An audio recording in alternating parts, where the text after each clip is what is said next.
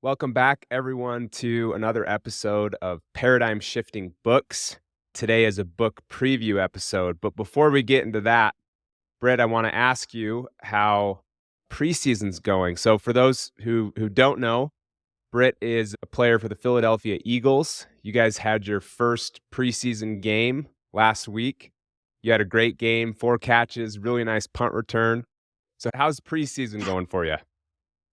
Well, I'm surviving. For those that maybe see the video portion of this, I'm still in that hotel room and it's dark and it is our off day, so my body's recovering. It's going good. We won our first preseason game. It was a crazy game. Um, and by the time this episode releases, I think we'll be playing New England that night. So, yeah, just enjoying the off day and getting the body right. What's the level of intensity of a preseason game versus a regular season game? Because I Yeah, know the crowd may not be as much into it, but I mean, guys are fighting for a job. So yeah. what's that? How would you compare the two? Yeah, I mean, they're night and day different in terms of the energy from the crowd because there's nothing on the line really in terms of records or seating.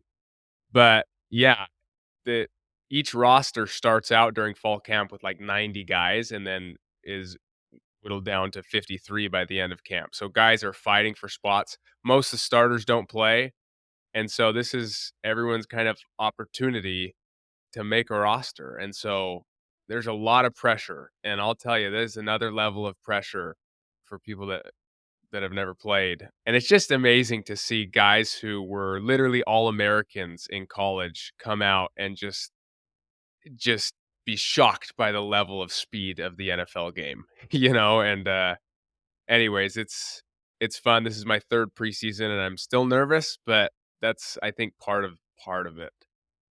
Just trying to make that team. Awesome. Well, you're doing amazing, and I love watching you. But anyways, getting back to our main topic, the book we're previewing now is called Trust and Inspire. So this book here, if you're watching on the screen, here's the book actually. So this book was written by our dad, Stephen M.R. Covey, who we just had on the last, or I guess 2 episodes ago, to review the 7 Habits of Highly Effective People, which he didn't write, but his dad, Stephen R. Covey, our grandpa, wrote. And we promise that not every book we review is from our family, but this book, Trust and Inspire, was just released this past year. And we feel like it is such a paradigm shifting book when it comes to the topic of leadership that we couldn't pass it up. And because he's our dad and because we want him back on the podcast and because he is one of the world's foremost authorities on trust and leadership, that's why we're deciding to read Trust and Inspire. There's other reasons as well. Make sure if you have any questions around the topic of leadership that you'd like us to ask our dad, or about his book Trust and Inspire, again in the show notes there's a little text button that you can press and you can shoot us a text. We'll be happy to share those questions with our dad. Yeah, we had some great submissions last time and we didn't get around to all the questions, but we're going to try to go a little faster through the questions this time. The other thing I want to mention too is we are doing a book giveaway for this episode. And basically this is how it'll work. If you feel like this podcast is worthy of a 5-star review, if you go over to Apple Podcasts and leave a 5-star rating and review and send us a screenshot of that, then we'll send you a signed copy of the book Trust and Inspire from our dad.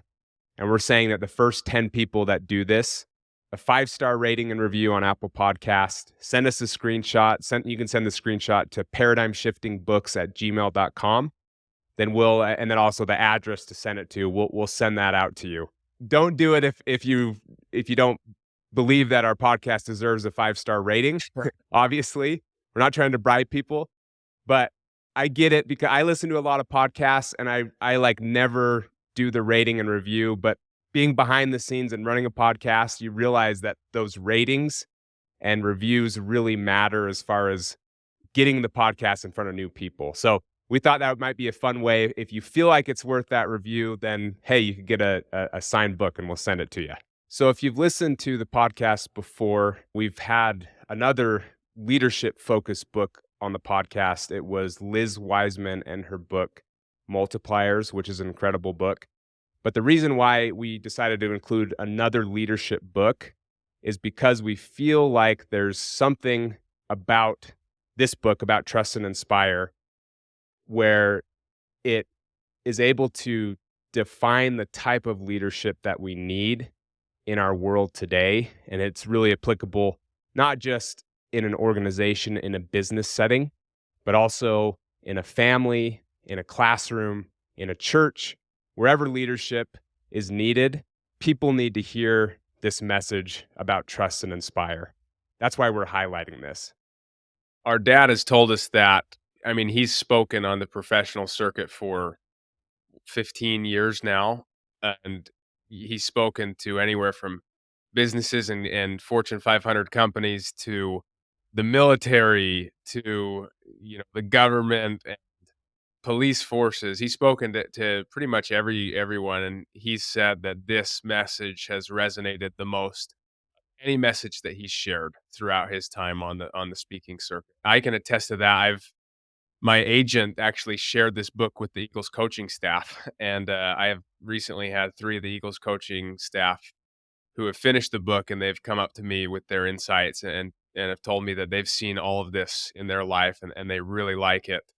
And like you said, as a parent, first and foremost, and I think that that's important to know is that this isn't just leadership, in a corporate setting. This is probably first and foremost in your own life and in your own home. Let me share one other reason why we wanted to highlight this book is you may have heard the phrase before, this is an idea whose time has come.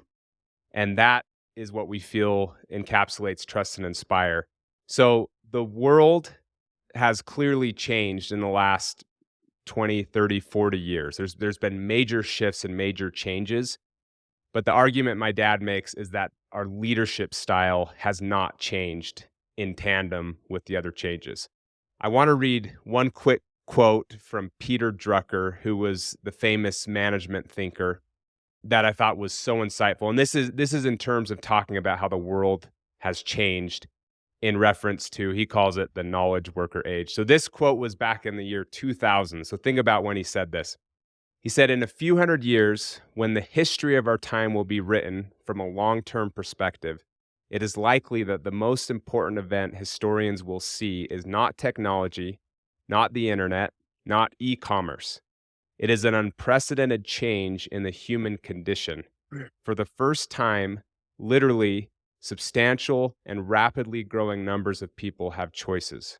For the first time, they will have to manage themselves, and society is totally unprepared for it. So in the book Trust and Inspire, our dad talks about there's 5 emerging forces that have all happened recently.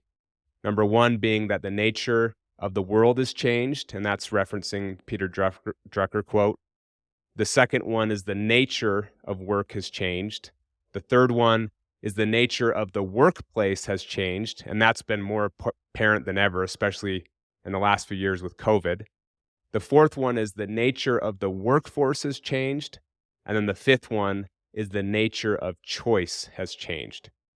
So amidst all these changes that have happened, the argument is that while those changes have happened, our leadership style has not changed. And basically what our dad has done in the book Trust and Inspire is he's put a name to the style of leadership that the world needs to move to. Because most people recognize, I mean, Britt, you've probably seen this, that most people recognize that kind of the old way of leading and managing people is not super effective necessarily. But a lot of times Right. people are not able to articulate what we need to move to, right? Yeah, exactly. And I mean, in every human development class that I ever took, this was huge conversation point, and we would talk about even motivators and what is the best motivation. Is fear a good motivator? Is love a good motivator? And you go over some great quote unquote leaders history who might have accomplished a lot, but at what cost? And anyways, that's what I love about this book is it really explores those fundamental ideas.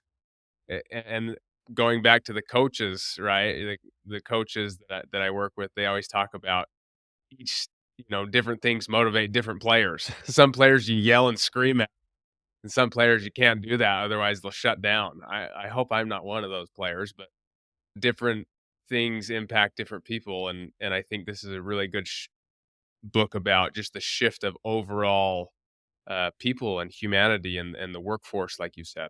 There's a few questions that I want to discuss with Dad. So one of them is around kind of the topic of leadership in general. What does he say to those leaders who, quote unquote, get results but leave a trail of bodies behind them? So I'm thinking in particular of someone like a Steve Jobs. I've read his biography, and people kind of heard about his intense leadership style, but that's someone who clearly got results and changed the world with his company. And so I'm curious how Dad responds to something like that. You say, well, Steve Jobs seemed to be more of a command and control type of leader, not necessarily trust and inspire, but was able to get results. So what's your response? So that's probably a tough question, but that's something I want to ask him. I always want to ask him about the parenthood side of this because, as you can probably attest, Dad was a very good trust and inspire parent, but I don't think that's very easy to be. Absolutely. And I'm so curious to hear kind of maybe his experiences in teaching others about this concept and parenting. But also just the idea of, I think when people hear the word trust or inspire, they think of such a soft virtue that it's something just, oh yeah, rah rah, trust people, cool. But I think that there's something so much more almost scientific about it, and I'd love to hear his thoughts about that because when you hear trust and inspire, you kind of roll your eyes almost because it sounds soft. And so what about accountability? What about things of that nature and detail? And curious to ask him about that. Another question I want to ask is this idea of, are people just born natural leaders, or can you learn leadership? So kind of, are leaders born or made? I'd just like to get kind of his insight around that as well. So there's a lot of good things that we're going to discuss with our dad. And again, if you have a question, shoot us a text that you want us to ask him, not only about the book, Trust and Inspire, but about leadership in general. He's really had some amazing experience. So I thought maybe to kind of end, I'm going to read just a short portion from Trust and Inspire that I think introduces the idea really well, and kind of highlights some of the things we talked about today. So this is from the book Trust and Inspire to maybe pique your interest if you haven't picked up this book yet. So here it is. It says, when it comes to the way we lead in the workplace, in the classroom, at home, we've been repeating the same style of leadership for a long time. Many leaders still view their role as much more like a machinist than a gardener. They approach it first with the priority that there is a job to be done, and their role is to leverage the resources and people at their disposal to accomplish the task at hand. Let's call this style of leadership command and control. Has this approach worked? When you think about it, does it work for you? Let me ask a more pertinent question. Does this leadership approach work on you? Probably not. In fact, most of us have wanted a different way to lead and be led, but so far we've only been able to improve incrementally. We've known what we want to move from, command and control, but we're less clear on what we want to move to. This book provides the answer. In the vein of Socrates, who said, the beginning of wisdom is the definition of terms, I suggest a simple term for the change we need: trust and inspire. Trust and inspire is the new way to lead.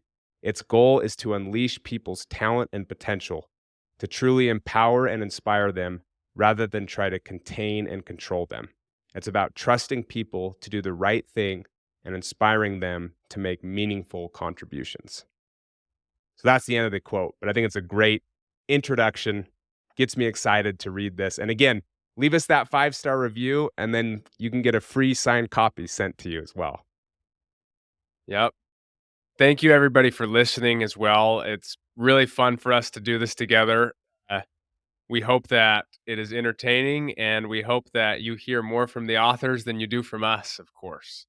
Absolutely. Well, we'll see everyone again in a couple weeks back with our dad to review Trust and Inspire. Thanks.